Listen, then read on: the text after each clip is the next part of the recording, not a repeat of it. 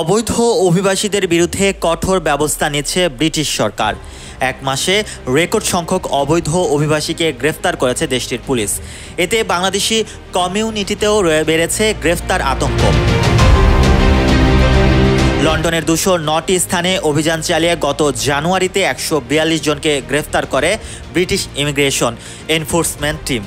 2024 সালের একই সময়ে এমন অভিযানে গ্রেফতারকৃতদের সংখ্যা ছিল 83।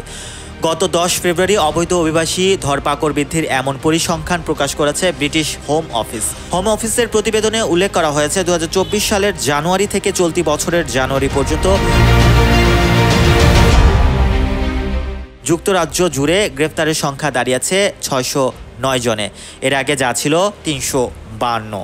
হঠাৎ করেই অবৈধ অভিবাসী গ্রেফতারে যুক্তরাজ্য সরকারের কঠোর অবস্থানকে নানাভাবে দেখছেন বিশ্লেষকরা।